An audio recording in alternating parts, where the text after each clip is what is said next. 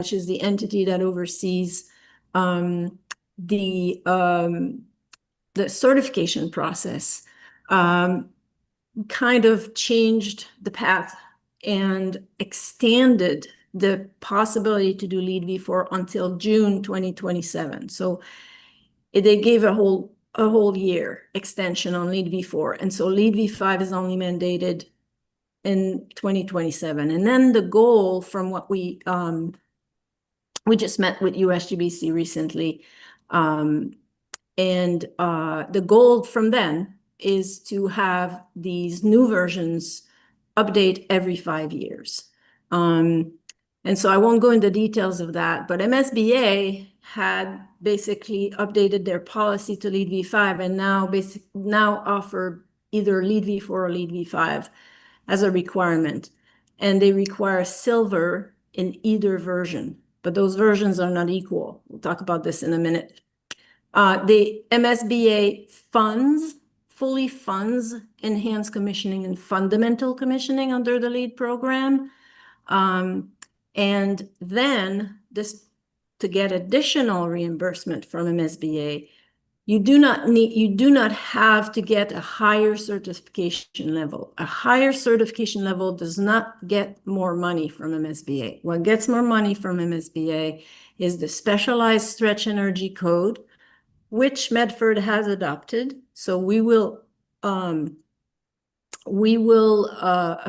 comply with the specialized stretch energy code for this project, and that will qualify Medford for an additional 3% reimbursement. And then the optimize LEED material points. So there's a set of points in LEED in the indoor air quality and material and resources categories. And obtaining a certain amount of those points beyond what's required in the silver certification gets you another 1%. And that's something that we will optimize in this project as well. Next. So what we found out, and we relayed to the school committee yesterday, in the past few months, there's been a lot of discussion about the V5, the change in the opportunity to, potentially go back to V4. And there's two sets of information here that we presented. One is we recently got some feedback from the pilot certification of some projects that have gone through the whole certification. They've gone through design and construction and obtained the certification under LEED v5. And what we heard from them was that there were considerable challenges with the review process, which is common for when you get a new LEED version, that a minimum of 10 plus point was denied on these projects, a minimum. So that's not an average, minimum of 10 points. On the LEED v4 projects, we've got 10 years of experience of doing LEED v4, 1 to 2 points, maybe 3 sometimes, but it's definitely not 10. What this does is it makes it really harder to get to higher levels of certification in v5. So we had established in previous meeting that LEED v4 gold was equivalent to a LEED v5 silver. LEED v5 gold is obviously more challenging. Now, the other information we obtained is we talked to MSBA and asked how many school projects that are currently in design or, in the early process are seeking LEED v5. And basically there were 2. One of them was Medford, and the other one was a project that was actually reconsidering and going back to v4.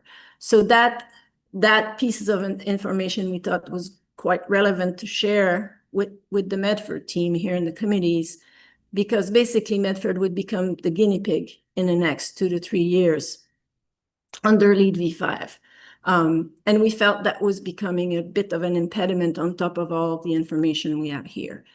And part of these challenges are related to the fact that v5 obviously raised the bar, but they really transform the rating system quite considerably. It has a higher stringency. Pretty much every major part of the credits have been either updated or modified, highly modified, moderately modified.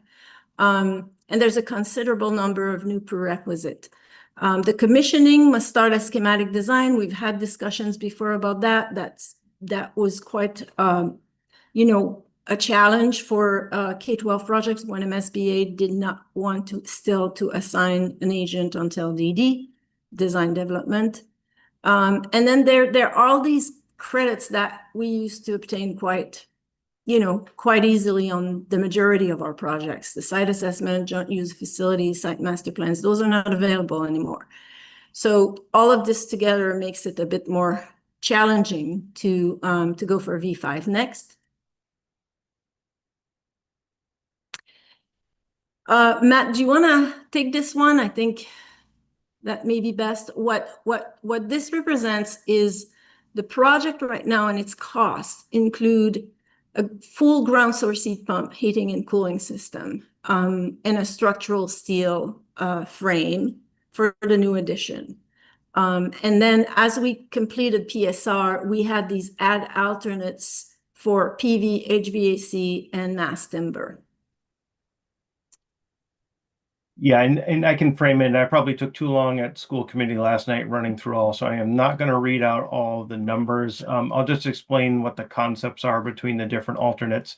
Because as we shift forward, this is going to be one of the topics that we want to craft as an advisory team recommendations back to the full building committee on these particular topics. And it's not to say that we are 100% locked into only choosing these options that are here, but these each set benchmarks in terms of an understanding of relative cost associated with different approaches.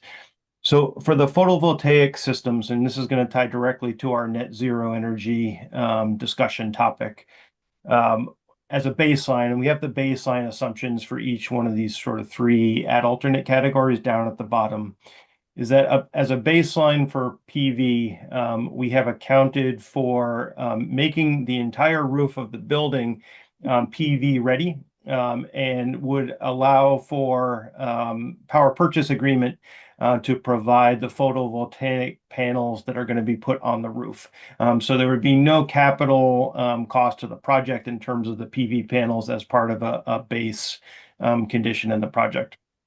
The alternates that were then priced out were first assuming that we would purchase the actual panels that would be on the roof as a baseline. So that's that first line that you see, the PV1. PV2 assumes that we go back to a PPA approach in terms of procuring the panels. So no capital investment for the panels, but it does add in structure for ground-mounted canopies at grade. So between the roof and the ground-mounted canopies, this would bring us to a full net zero energy level of energy for the building. And then PV3 really says that it's still going to keep the ground-mounted canopy structures, but it means that the project would purchase all of the panels, both for the roof as well as for the ground-mounted canopy. So again, that's a full net zero energy approach in terms of those two price points. And I see that there's a whole bunch of hands that went up, so I must have said something interesting. Let me get through the collection of these, and then we'll flip forward, and then I think we can circle back and have a little bit of discussion on the different topics. So from an HVAC system options that were priced out, our baseline assumption is 100% ground source heat pump or geothermal heating and cooling system. So that's our baseline assumption. So for all of the cost alternates that were shown here, on the HVAC side, they're all credits against the project cost, would reduce project cost if we go to a slightly less first cost system that may have a slightly higher energy use to them. And that's really what the LCCA is going to get at. And Martine will go into a little bit more detail a little bit later about some of the options that are there. But just as that high level overview, HVAC 1 represents changing the entirety of the ground source heat pump system to an air source heat pump that is an air to water type. HVAC 2 is going to change the 100% ground source heat pump system to a hybrid ground source heat pump. And I think it's roughly a 50-50 split between ground source heat pump as well as an air source heat pump system. And then HVAC 3 changes again the entirety of the ground source heat pump system to an air source heat pump, but a VRF system, so an air-to-air heat pump system. So those result in different initial first cost savings, and obviously there's also considerations there for operating costs long term and energy consumption that we'll get into. And then lastly, those two mass timber cost alternatives that we have are representing swapping out anytime we have the new addition. The baseline assumption is a structural steel frame, and we would replace either 50% of that structural steel frame with mass timber members and systems, or 100% of the structural steel frame with mass timber in that last one. So these are sort of the sustainability non-program related cost alternates that were priced out as part of the PSR cost estimating. So Matt, there's a question, and before we take the questions from people, there's a question in the chat. What percentage of building energy use does PV1 tier account for? From SUNY. So that the roof estimation now would represent between 20 and 40% of the overall school energy use. And again, this is where we were at PSR when we looked at that. So this is going to hone down now. We're going to hone down and have a bit more, a bit more detailed analysis in SD. So that means that the canopies, the parking canopy, need to represent between 60 and 80% of, or need to harvest and be sized for 60 to 80% of the school energy use. Do we want to take the questions or go through the chat? There's four more questions. I think Austin has patiently had his hand up for quite some time, so maybe alternate if that makes sense. Yep. And Thanks, just Alan. sorry, Austin, just before you jump in, I just want to frame sort of the question response. I see a lot of these questions are going to be dealing specifically with the LCCA as we get into it. So there may be some answers provided once we get into the LCCA discussion. That's true. But maybe let's take a few of them now. And also, I'm not going to cut you off and say that you can't ask your question. So we'll do that. Let's be mindful of the time also, and then maybe we'll pivot and go forward as maybe after 10 or 15 minutes if we stay here. Sure. I guess I had a couple of related questions. One was partially answered, but it would be helpful to see the estimated system sizes that you are contemplating. Going from 23 to 48 million bucks on a ground mount or a carport, a canopy structure is a pretty substantial jump. So it would be helpful to understand some of the assumptions, whether that's like a bid that you got from a contractor that informed that initially.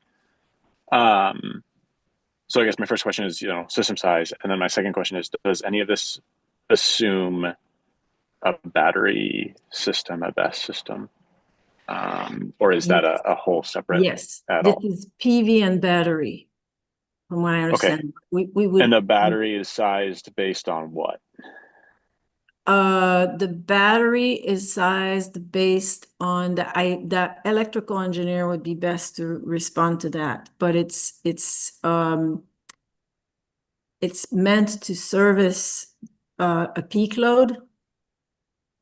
It's not an emergency load type battery. This is really it's so it's designed to be discharged. Right. Yep. Peak load for demand response. Yep. Demand response optimization. I will tell you, and you can do the math because I said 20 to 40 for the roof and 60 to 80. Our original estimate for the overall PV size was 6.2 megawatt. So you can do a bit of the math from that. And again, so PV1 I think PV1 does not have a battery because it's just the roof, right? And then PV2 is just the structure, and PV3 has the panels and the battery. There could very Right, well be a battery provided under PV2, but it would be part of the power purchase agreement equipment that would be Right. supplied. Right. I see. Okay, so that's the primary driver, is just the PPA versus owning the system outright. Right. Right. And Austin, to be clear, in SD, we're going to dive in a bit more on the sizing, and we're also going to look at incentives, at peak load reduction savings, estimated, obviously. So some of these demand response incentives from the utility, all of this will be folded in some of these cost and sizing analysis. Okay. Yeah, the CPEC program, which is run under, I guess DOER runs that. I think they're finalizing the rules on that, but that's got a lot of favorable treatment of sort of commercial size batteries such as this. So right. And obviously somebody had a question about the federal tax credits. That's about geothermal, but there's still supposedly some for the battery depending on when it's purchased. So we'll cover all of that as well. We've got all. Yes, they exist for the battery, unfortunately no longer for this one. Yeah. So yeah, it's sunsetting. I think it's sunsetting, but we have all that information so that we can sort of bring that information and explain what's there for the PV and what's not there, and the savings. So do we want to take a chat question now and then go back to a hand up? I don't have a preference. I'll let Matt and Ellen decide which. We can go back to the chat questions maybe in order. I think Luke's question was next, in terms of why we don't have a conventional HVAC system listed in any form. And by conventional, Luke, I'm assuming that you're referring to fossil fuel. So I can insert that part first. So there's the main reason is because Medford has adopted the specialized stretch code, and the preferred pathway. So the specialized stretch code really incentivized all electric HVAC system separate from the pool. The all electric pathway, if you go all electric, you do not have to install photovoltaic or design your infrastructure for electrification. So if you decide to do fossil fuel, you're going to have to design and basically set and size your infrastructure for future electrification. You're going to spend all the money for it, but you're not going to install it. It's really, the way the specialized stretch code is built and set is really to disincentivize fossil fuel. So the reason why we're only looking at all electric is because of that. It's allowing the school to be to go under the all electric pathway and not be forced to install PV and design for all electric infrastructure. Well, basically you're doing it without having to pay for it and having to do it later. So I don't know if that was clear enough, but that's pretty much why we're going all electric. Then there is the motion that was approved yesterday where the net zero energy sort of preference is stated. And so all of this together sort of combined directs to the all electric HVAC. One other thing I want to mention, the heat pumps in terms of heating are 3 times more efficient than a natural gas boiler. And we can talk a little bit more in the LCCA about this. And I think we've talked a bit about it in previous meetings. As we go through the LCCA, we're going to look at all of the cost of heating with electricity. That's all going to be included. And then the second part, the pool. So the pool is a high energy consumer, and conventional HVAC could be more affordable. So we will have a separate life cycle cost analysis for the pool HVAC system. That's going to be parallel because it's got a heavier energy use per square foot. So we want to hone down on the pool, and then the main school will be all electric, which is what we're going to talk about in a minute. So Martine, thanks for responding that, and I welcome the news that you just shared. I am disappointed that I don't find out until I ask the questions for things like that, which are pretty important.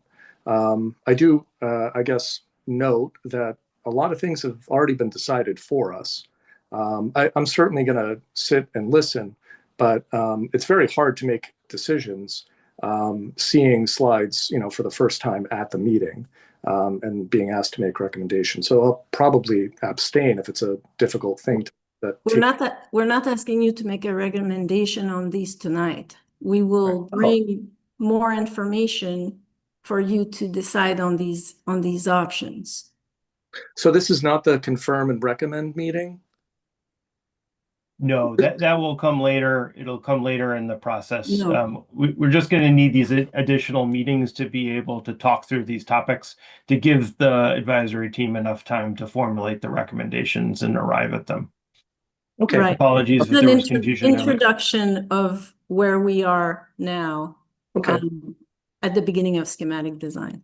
Can I ask a favor? I only have the planned meeting schedule that was presented, I don't know, at the December meeting.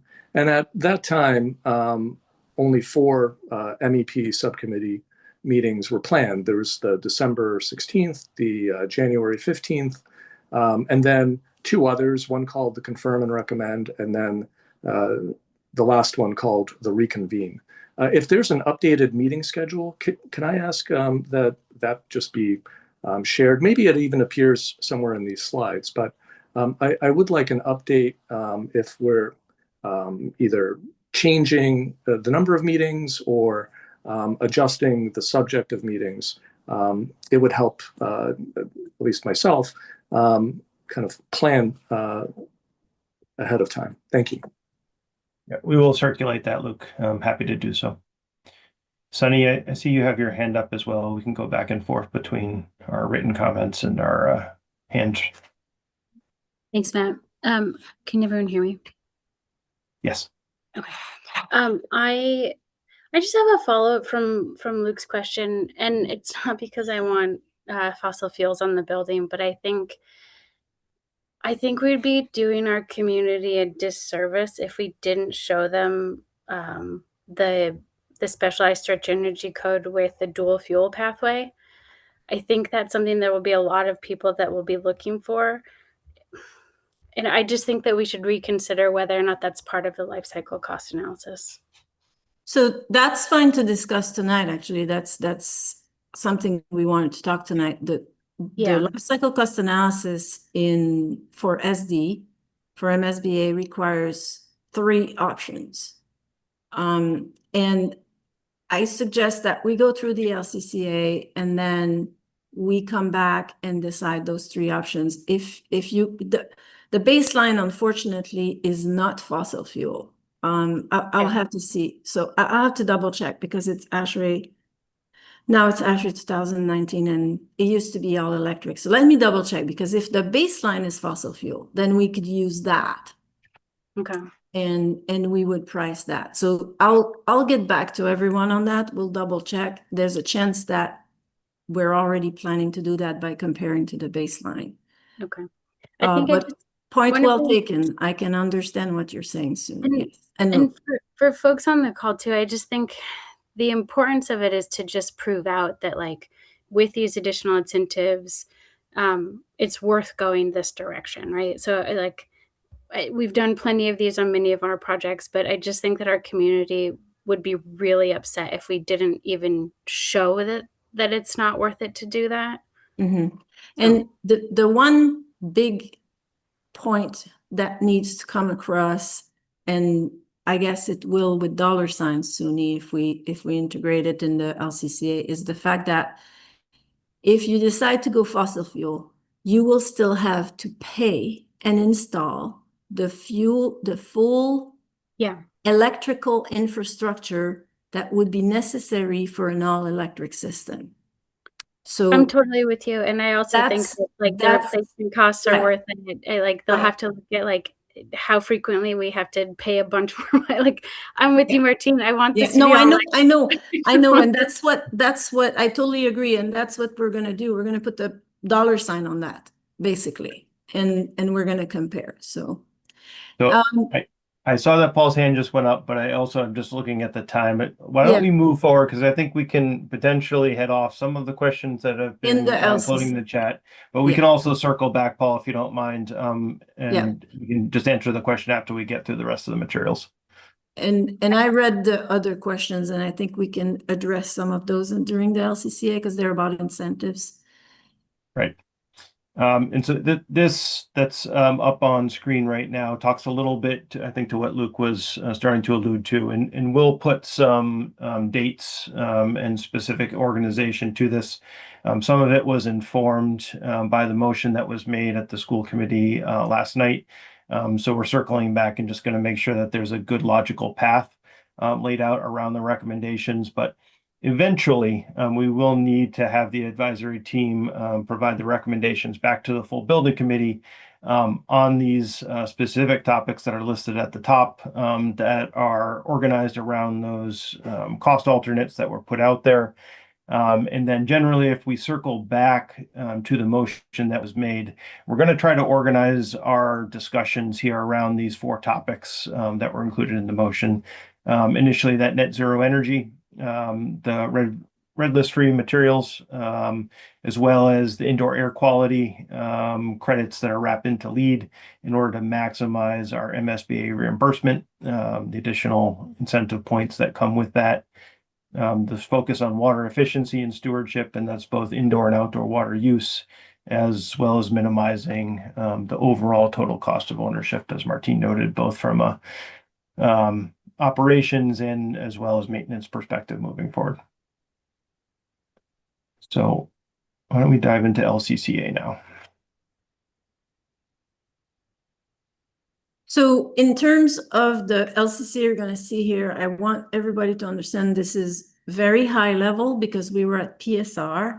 At the time of completing the LCCA, the final option was not selected. We had still 27, whatever number of option, and maybe it was down to 6. It was down to 6 or 7. Right, Yeah. it was down to 6. And so we elected, we compared 2 options and 2 HVAC system. The 2 design option we compare were the ones that were at each end of the spectrum. So we had option B12, which was the sort of the heaviest ad reno. We get with a good chunk of reno. And then we compared it to option D1.1, which was full new construction. So the other options sort of fell in between. So when you see the results at both ends, you understand that, you know, the other options would be, results would be in between.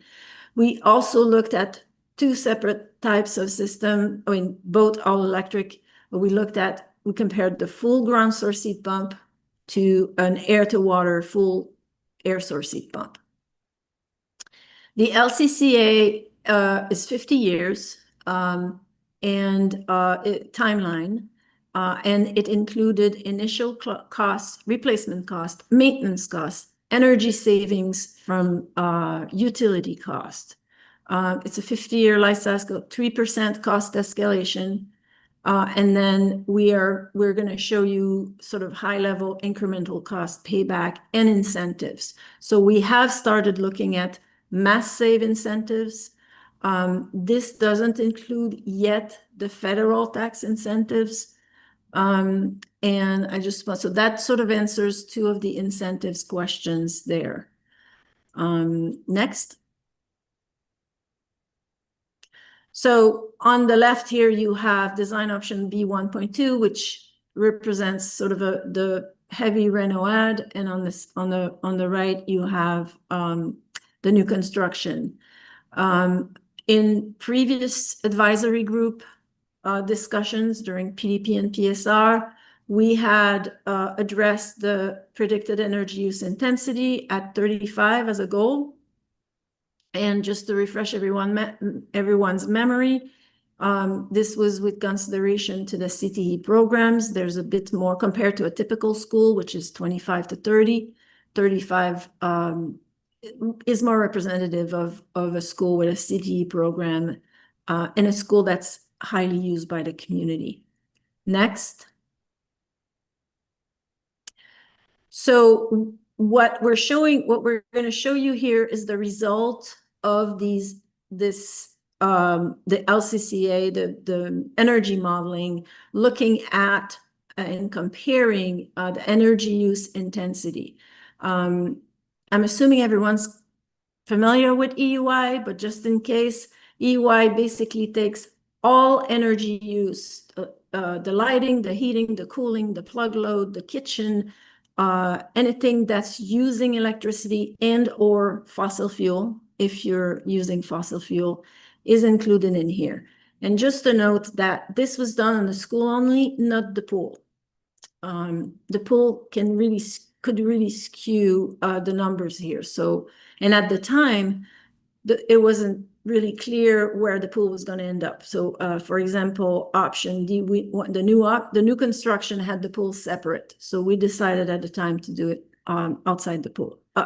Keep the pool outside of the analysis. So basically, all options reduce the energy use per square foot by 60+%. And that's what this really shows here. Ground source heat pump, if you look at the table on the left, you'll see that ground source heat pump is a bit lower than the air to water heat pump in terms of energy use per square foot per year. And that's because it's a bit more efficient. But in all of those cases, it's much better than your current school. And this is the school without full air conditioning. Next. So then from some of our results, we looked at the cost per square foot, because that is something, you know, your new school is going to be larger, and the goal is to reduce the energy use per square foot and reduce the energy use cost per square foot. So this gives you a bit of a flavor of order of magnitude on how basically on how the cost per square foot would be lower than your existing facility. And we ran a bit of a calculation as if your existing facility would have full AC. Because remember, your new school will be fully air conditioned. Your current school is not. So even with your non-fully air-conditioned current school, the new school would cost less per square foot with the all-electric. And there's a bit of numbers here, basically 40 to 50% cost reduction. This cost does not include the solar PV system, whether you would put a PPA, you would enter a PPA and your dollar per kilowatt hour would be lower. Right now, we just had the straight utility rate. Depending on the selection of your pathway for PV during the design process, you could save more on this cost per square foot. Owning is going to probably save you even more than the PPA, but we're going to be looking at that in the next months. Next. So I'm not going to go through each and every one of these costs. Maybe the cost in bold is what we want to focus a bit here. And then to the right, you can see the mass save column. So we've integrated the mass save incentive here. There's a lot of subnotes at the bottom. All of our assumptions are there. But basically, again, the ground source heat pump, because of the upfront installation costs, which is higher than the air to water heat pump. comes out as after 50 years at a higher. This is what drives it. I mean, the replacement cost is a bit lower. The maintenance costs are fairly equivalent. And then the energy cost is a bit lower because it's a bit more efficient. But the challenge with ground source is really the bore, the wells, the field of wells upfront cost. And they're, similar, but not exactly. It's a bit more expensive in the B 1.2 because of this is out of, the design and the volume, and I think the new construction was a bit more compact. So in a nutshell, this is what that sort of, resulted in. As you can see, the mass save incentives help. They're capped at $3 million. So they help a bit. They help a bit in the upfront cost, but even if you apply $3 million to the upfront cost, it doesn't cover the, $29 million gap there. Next. So incremental cost between the ground source and the air source, like I said, it's close to 29 million. Mass save incentive, when you include mass save, you take out 3 million something. And then we have the incremental cost and the annual energy savings. So the annual energy savings basically here are not enough to make up the gap. What this doesn't have here is the federal IRA incentive, which is something that we are going to introduce in more detail with the schematic design LCCA. Next. So this is a summary of what we just talked about. I'm not going to go through all the bullets. Ellen, correct me if I'm wrong, but this PowerPoint will be shared after the presentation? Yep, we typically share the PowerPoint and the notes. Okay. Yep. So the one sort of takeaway here that we want to discuss today is for this more in-depth LCCA in schematic design, we have, like I said, we have three system options that we can compare. And I know that there's a real interest for the full ground source heat pump. We are, suggesting that you consider a hybrid ground source heat pump. And then the third, as we had all priced in PSR, the third can be a full air source heat pump, depending on the baseline being fossil fuel, and we'll check that. So we'll have to see here if we want a full separate fossil fuel in the case the baseline is all electric. Next.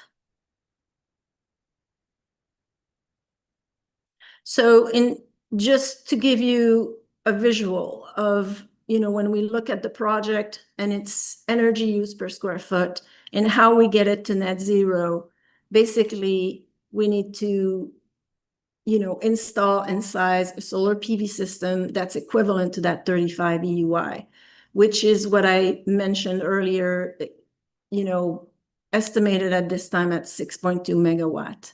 Next. So we talked a little bit about this earlier on when I gave percentage. So 20 to 40%, it depends on the roof. Our estimate for basically a solar PV installation on the roof is 20 to 30%, depending on how much low angle roof or high canopy roof we install. Obviously, high canopy roofs will provide for much more potential energy harvesting. And then for the ground mounted, it's pretty significant, 50 to 80 or 60 to 80. And what we did is we looked at what does that mean in terms of an equivalent square foot of parking, and it's pretty significant. This would mean that pretty much the full parking and some other areas of the site would need to have a PV canopy. In this schematic design phase, we can hone down more on that. Basically, when you have a canopy structure, the energy per square foot that's harvested by the panel is much higher than those low angle canopy roofs. So the low angle roof solar PV system. There's also an option for what we call BIPV, building integrated PV, which, you know, are installed vertically on vertical facade. The challenge with that is you want it to be high because you don't want any, you know, school property activity, including balls, to hit. So high facade is the best there. And that's something we can explore in schematic design. However, those panels are, you know, more expensive, and they produce about half the energy that the roof panels produce. Next. And then what we looked at is what we refer to as total carbon, where we look at the operational carbon and the embodied carbon. So we also did a preliminary analysis of embodied carbon. Some of these results were used as part of the discussion in the selection of the preferred design option. And so we looked at the embodied carbon of the reno ad and the embodied carbon of the new construction, and we totaled both the embodied carbon and the operational carbon of each. Next. Great. Oop, a little too fast. Oop. So basically, just for assumptions, so in case people have questions, the reno ad was a little bit bigger than the new construction, 30,000 square foot more. We included, as part of the embodied carbon, we included full gut renovation. So what the embodied carbon in the reno ad includes is the existing embodied carbon is the existing structure, because everything else, there would be a new insulated enclosure, new interior, and we also included the modular classroom. The new construction included low embodied carbon concrete, steel, and insulation. And we assumed an option with 10 to 15% mass timber structure, because at the time, there's going LEED v5 would have required a minimum of mass timber. Next. So this is what it resulted in. Maybe it may be a lot to take in for people that are not familiar with this, technically familiar with this. What these represents in blue is operational carbon. We have the existing building, the option, the reno ad option for both the ground source heat pump and the air to water heat pump, and then the new construction option with the ground source heat pump, the air to water heat pump. The existing embodied carbon is below the zero line in this light orange, and then the new embodied carbon is in that darker orange above the zero. And then for the option D1.1, we have some hatch area that shows the impact of reduction impact of mass timber, which would reduce the embodied carbon and by association reduce the total carbon. As you can see here, they're fairly equivalent across. They're close enough, we find, across the board. Obviously, the existing embodied carbon makes up a bit for the higher operational carbon of the reno had. That's one of the takeaways.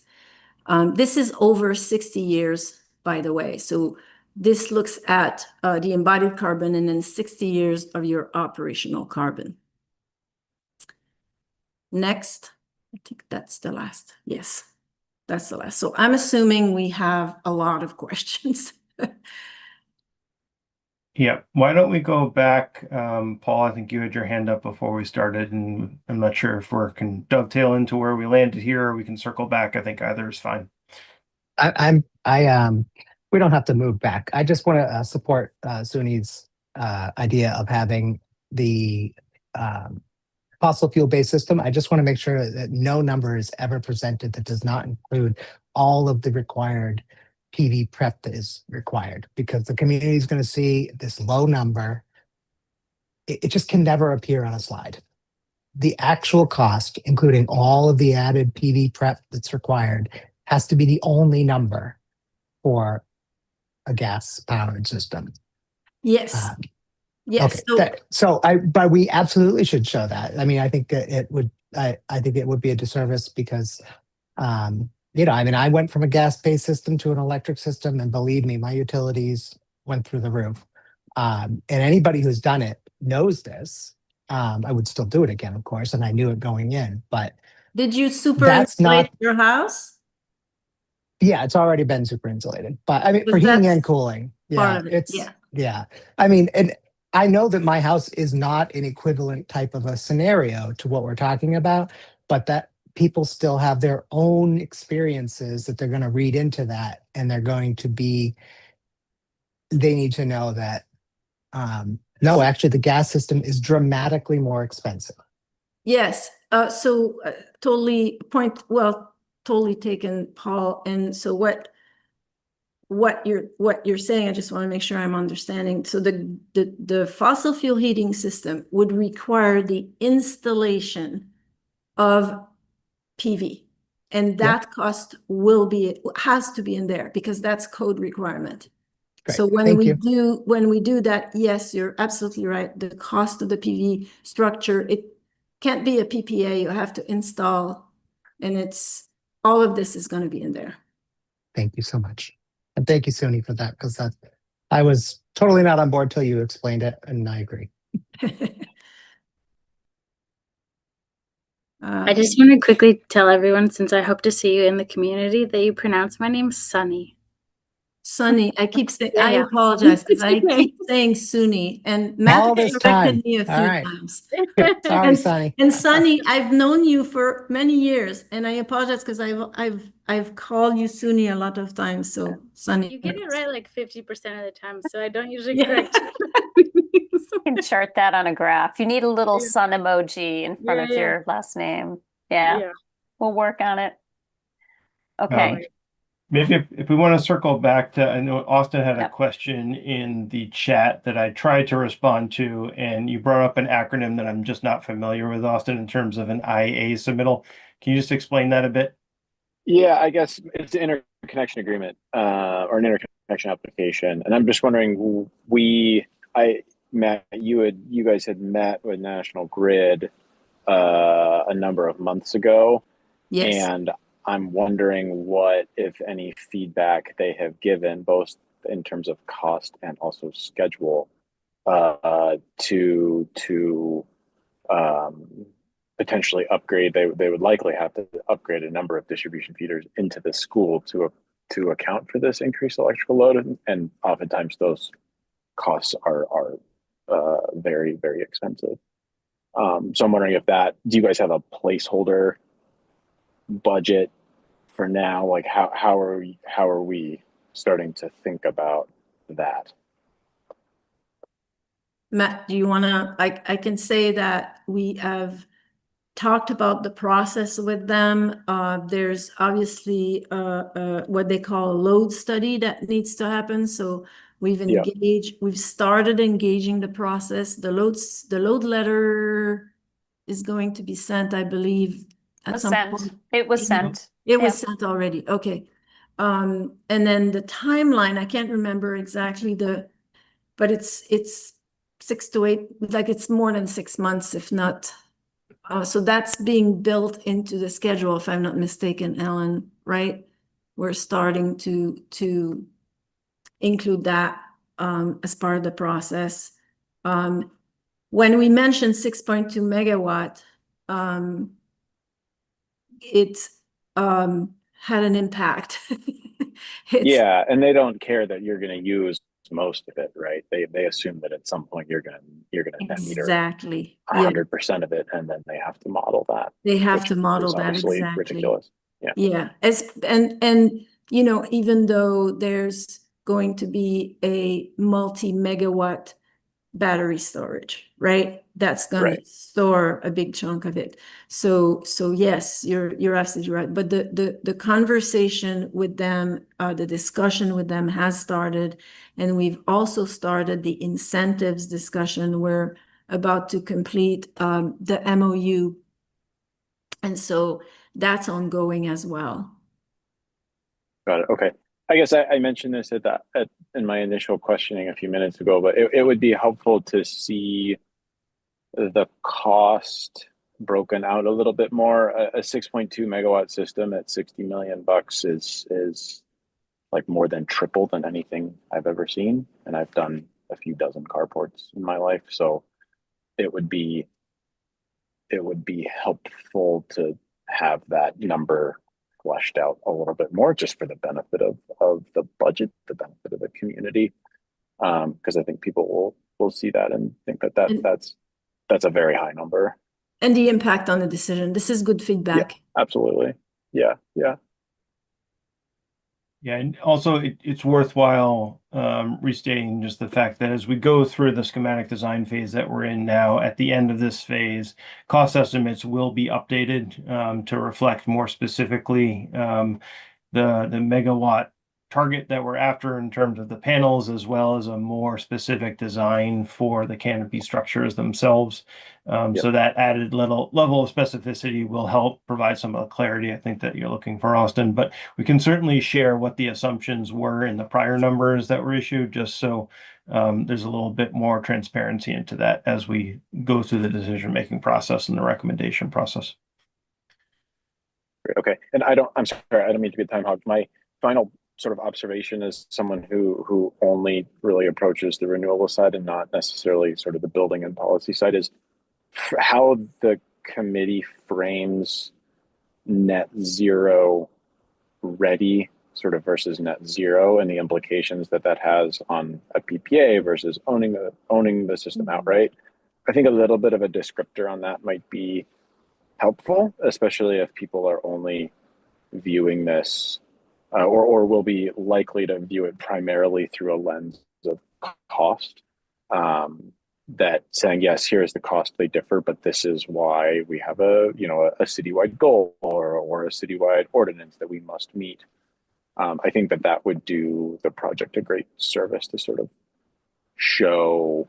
provide that context to the numbers and sort of what each means, even if the physical widgets on the roof are going to be the exact same. Right.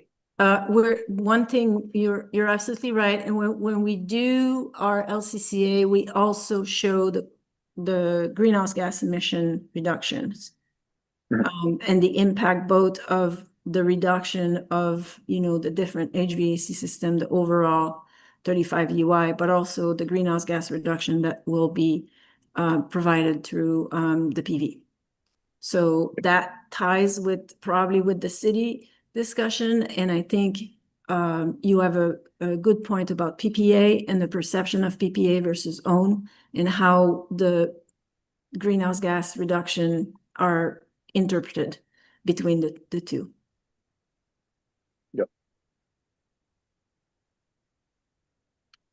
Sunny and then Jessica. Thanks, Martina. I have there are three really quick points. Well, two really quick, one question. One is to follow up on Austin's, just for the community.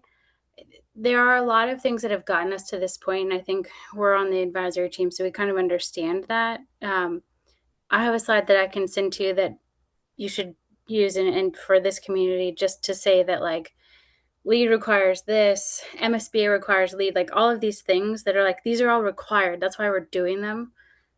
Just so that the community has that backup, so that they're not Yeah, like that just might be really helpful as the like, this is why we're here, this is the goal, and then the goals, right? So I think that would be just super helpful to lead into this for whatever slides end up on the internet. There, oh, the other really quick question was whether or not you had engaged with, is this NGrid? Yes, we have. Yeah. In any sort of pilot program for battery backup or battery storage. I know they're starting to this. I don't know if NGrid is. I know that Eversource is, though. So it might just be a, are you doing this? Can we do it? Sort of a conversation. We have the programs that we've experienced with Eversource and battery storage is mostly the demand response program.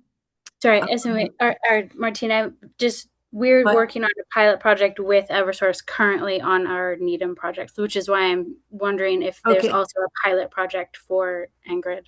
I don't think there's a pilot project in Medford, and they didn't bring any of that up, but we will ask the question. Yeah, that would just be with Mass Save, right? And then, I think I heard you say you're signing an MOU with Mass Save. Which path are we going? Oh, good question. So, because they, it's PAT 2. Even though we're doing net zero because it's bigger than 25, and they wouldn't make an exemption. At the beginning of the discussion with them, they were talking about potentially making an exemption because it's not a typical high school with the CTE. So 25 is not feasible. And in fact, we're finding out that a lot of the high schools, regular high schools, even though we've heard from the utility that they're all making 25, in reality, they're not performing. They're not. Yeah. So, but that aside, so it's PAT 2, which still allows the verification. Clarified that, yeah.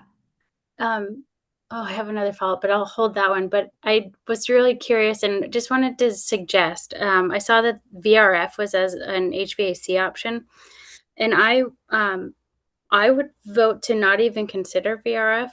Putting refrigerants throughout the building seems like not a super great path, and also not super resilient long term. If we're going to do air source heat pumps or air to water heat pumps, that's a way more resilient path for us in the future, and just sort of a healthier environment. So I think I would love to see that move forward, or that sort of recommendation or conversation be had when these decisions are being made. So Sunny, it was priced. It doesn't mean it's recommended, but we we priced it for the same reason we're going to do the fossil fuel. That was right, and I think what's behind it. But then your comment, and if there's other on your advisory committee that shares your comment, then we want to hear about that, because we could recommend to remove it. So maybe for the folks that are on the call, I can give like a little bit more about the using gas as the dual fuel system. And I think some of the things that we've done on past projects is to use that gas to sort of knock off that peak load, which can often be where like ground source and air source heat pumps can get more expensive. And so if you're just knocking off that peak load and using it as a backup, it can often make the system more efficient. That way you're still primarily being an all electric building.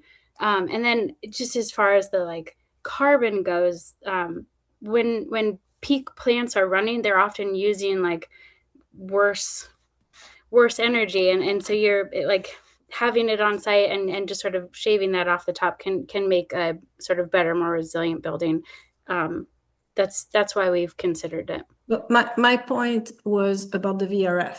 If you want to recommend not, because we have 3 systems, right? We're going to have the ground source heat pump 100%, the hybrid, and then the third could be all air source, air to water. So or it could be VRF. Yeah. Can I ask a quick question? I know MSBA requires a minimum of 3, but that doesn't mean or preclude us from doing 4, right? Like that. Why could we not just add that in? We could. My question is, if you're saying you do not recommend the VRF, we could explain why we're not doing the VRF and decide not to do it now. I mean, Yeah. that's There are tons of because you carbon brought it emissions. up. Refrigerants are terrible for the world. Well, We don't want them and- running throughout our building. and- They're yeah. going to be in all the other systems anyway, but we just won't be as much. That's And we actually did on another project, we did an evaluation of the refrigerant greenhouse gas emissions over 50 years or 60 years actually, including the replacement of the systems. So but I you know, we can do it, but then if everybody agrees they don't want refrigerant in the building, there's no point in including it. We just priced it to, you know, for the sake of pricing it so people people saw what the value of it is, first cost. But so I think you don't have to decide this today, but I think the advisory committee may want to discuss and come back to us and make a recommendation not to include the VRF. I'll go out on a limb though, Martine, just based on the fact that there's a lot of comments that have come through supporting what Sunny was suggesting, that it sounds like we should not have the VRF system included as part of it. And we, in terms of the feedback that we are looking for this evening, trying to get those types of comments in terms of modifications to the LCCA parameters is really what we're after. So I think we can take that as an outcome from this meeting that we'll sort of exclude that from the list of systems that we're looking at. Great. Jessica, I think you've had your hand up. Just two quick things. I think for the second bullet down, we may be re-looking at that because it may have been misheard at last night's meeting. I think it was adding that, but still keeping on the red list in healthy materials for all materials except for MEP and fire protection. Just kind of expanding upon it to make sure we capture the reimbursement, but really focusing in on the overarching healthy materials throughout. So I just wanted to make that one point. We're going to revisit it at the next month's meeting just to make sure we have it captured correctly. So what you're saying here is we're seeking the 1%, which is prioritizing the lead credits, but we're also prioritizing the red list except for MEP. Yes. We'll keep that, and then you'll officially update it at next month's. Okay. Yes. And then also, is it possible, the slides that Sunny was talking about, you know, that have things broken out into stretch code, lead requirements, also then kind of building on that and doing, you know, City of Medford requirements / SBC, just to kind of see it all laid out, like turn it into one comprehensive slide. Yep. And then I think that was all. And I just wanted to make one point, because I know we talked about commissioning, and I'm not fully clear. We talked about it some yesterday, and I know I talked about its importance to me. And we talked about kind of the stages that it is not part of when we don't do lead V5, but I'd like to hear maybe from Ken as well, because I think I kind of said his name last night. Let me clarify. I want to make sure that commissioning is central to this project throughout, because I do think it's critical to making sure this building operates properly. And that's part of the whole operating and maintaining a cost-effective building. So lead mandates commissioning. There's fundamental commissioning for MEP. And then to get to the silver, and actually under MSBA, it doesn't matter the version. So you're getting commissioning of mechanical, electrical, plumbing. You're getting commissioning of the building enclosure. There is also a criteria in LEED for ongoing commissioning. There's an ongoing commissioning plan that's part of it. There, with depending on if we install solar PV, if we do and we want to claim the renewable energy credit, we need to make sure the PV system is commissioned. And then there's another component of commissioning with the preparation of demand response for the MEP system. All of this is included, whether it's LEED V4 or LEED V5. The difference with LEED V5 is that in LEED V4, you can start the commissioning, and MSBA starts the commissioning in DD, and the commissioning agent is hired in DD and reviews the schematic design package, makes comment, and they are all basically integrated in DD. In V5, They bring them are on in mandated SD. in SD, and that sort of became an issue because MSBA didn't want to change their policy or couldn't change their policy in time, and they didn't want to pay for it. And it created all kinds of challenges. But the projects will get considerable and full commissioning throughout under V4. Okay.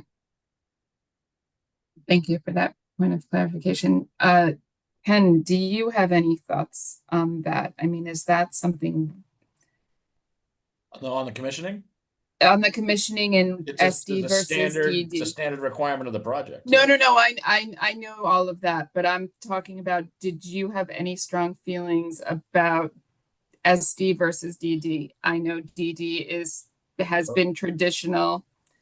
But I also know a lot of projects, and my former boss would tell you that you bring them on before SD. So, but that's because he runs commissioning. I think we have to follow what the guidelines are based upon the lead we're choosing, and earlier the better, as far as I'm concerned. Okay.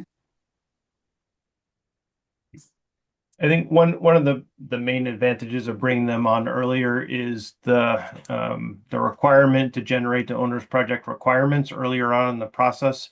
And there's nothing that will preclude us from taking that on as a task and trying to collect as much knowledge as we can and establish those. And I think that would gain some of the benefit that you would typically see about bringing the commissioning agent on earlier.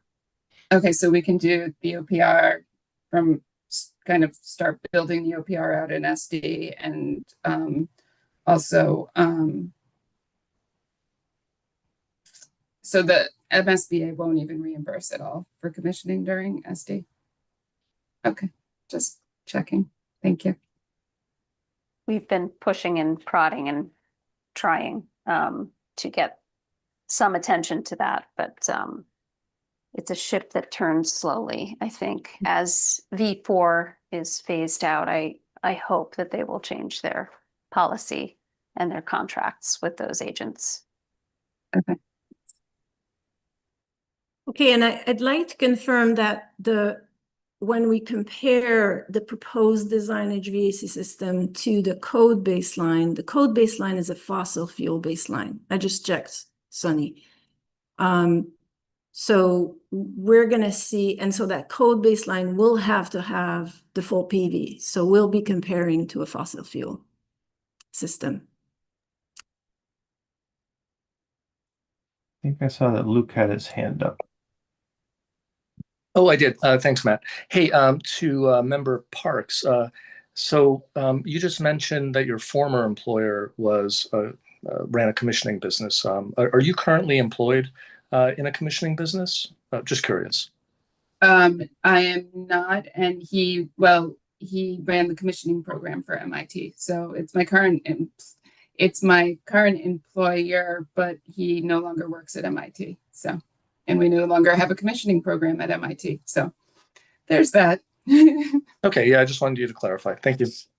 Yep.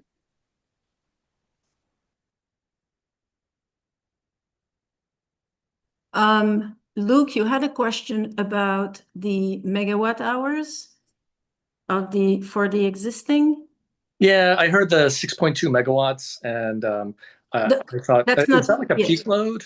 That's not, the 6.2 megawatt is not megawatt hour. 6.2 megawatt was the size of the PV system, which is equivalent to the new project, not the existing. Okay, but it's that's like the instantaneous power production under like certain conditions of the PV system. Yeah, I just want to clarify that because Yeah. megawatt hours should be a lot higher. Okay, thanks. Yes, a bit higher. Yes. And we'll have more details when we present the PV system. We'll have the megawatt hours. So you'll have those numbers once we get into the SD analysis. Well, I think we have about 5 minutes left. I did want to see whether or not there was any other thoughts regarding the LCCA before Martine and the team sort of launch into that effort. I know we've got some good feedback already, but just want to make sure that we touch on that particular topic with the remaining time if we have it, unless there's any other questions. But that is an important piece for us today. So Matt, I guess on that topic, could I ask Martine just to give a quick overview of what to expect in the upcoming the upcoming life cycle cost analysis? Just as a wrap up, I know we discussed a lot of things. There's been a lot of questions in between, but just in terms of bringing it home, what can this committee or this subcommittee expect in the upcoming LCCA. update? Yep. So we're gonna look at a whole building LCCA. The building electrical enclosure will be at the net zero level, and we're going to compare that same enclosure and other end use to 3 HVAC systems. The baseline will be the code baseline. The code baseline will have a fossil fuel system and will meet all the requirements of the stretch code, including the PV, the specialized stretch code. The 3 systems per what we discussed today will be option 1 will be a full geothermal system. Option 2 will be a geothermal and air source, about 50% each, load 50% ground source heat pump, 50% air to water heat pumps. That's going to be option 2. Option 3 will be 100% air source, air to water heat pump. This would include initial cost, replacement cost, maintenance cost, and energy savings. And then to that, we're gonna include as a separate line item the incentives, the mass save incentives, National Grid, the IRA incentives, those that still apply, and then potential DOER incentives. On top of that, this is that. Then separate from that, we're going to develop and start sizing and hone down on the PV system. For the PV system, we're going to be looking at the difference between building the structure, but leasing your roof and your canopies to a PPA. And what does that look financially? And how does that impact your overall system cost and savings? That doesn't get any incentives. And then we're going to look at your solar PV system as if you fully buy it and own it, including the battery storage. And we're going to look at the incentives applicable to that and your cost benefits as well. Your energy savings, both ongoing energy savings and peak load energy savings. And for that, there's also some state incentives. Austin was bringing up a new, fairly new, and there's also for the heat pumps, there's also some incentives around the alternative energy certificates, and we also look into that wherever that's going to be. So all of this is going to be sort of, line items that are going to show the financial benefits of this. And in addition to that, we are going to do a life cycle cost analysis of the pool, whether we go fossil fuel for the pool or all electric. We've seen a couple of recent all electric pools being designed. They're not constructed yet, but we were very, very happy to be invited to a presentation that was done by Tufts University to I think Ken, your team, and other people.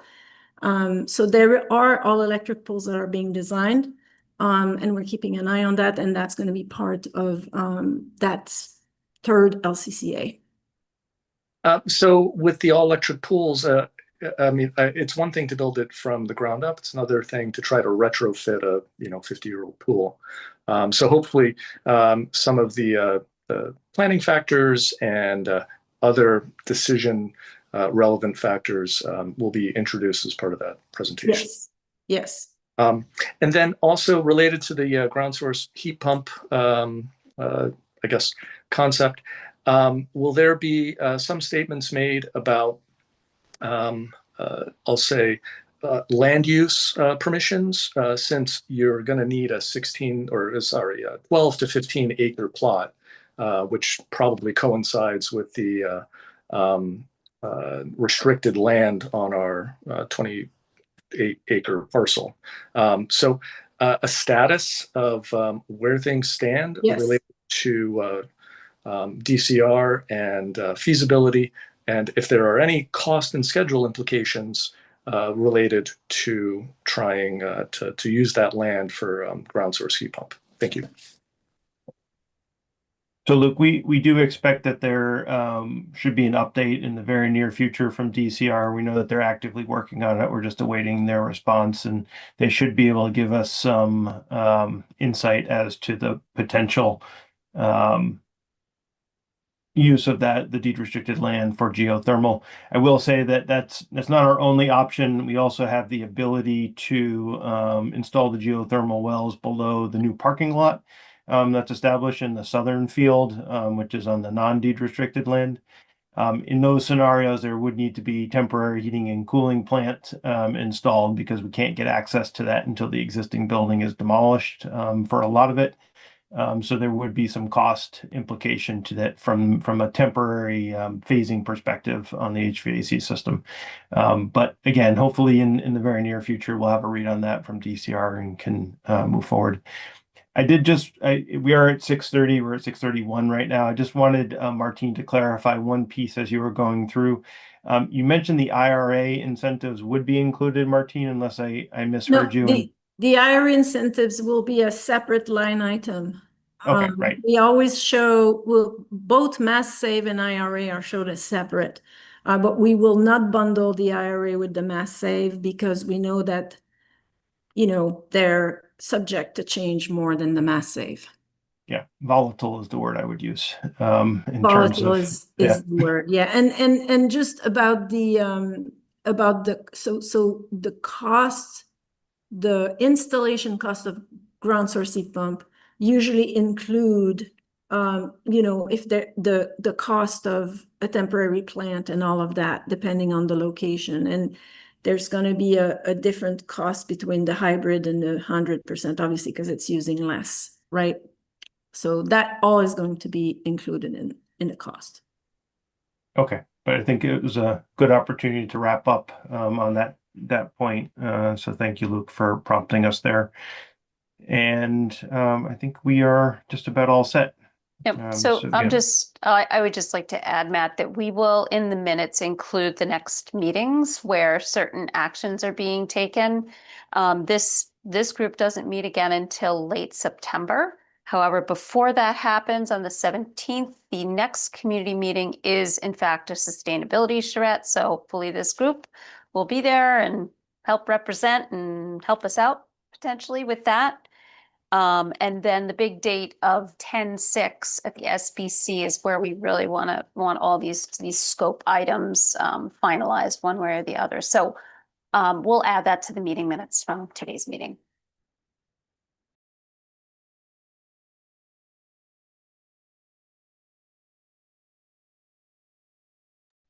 All right, thank you, everybody.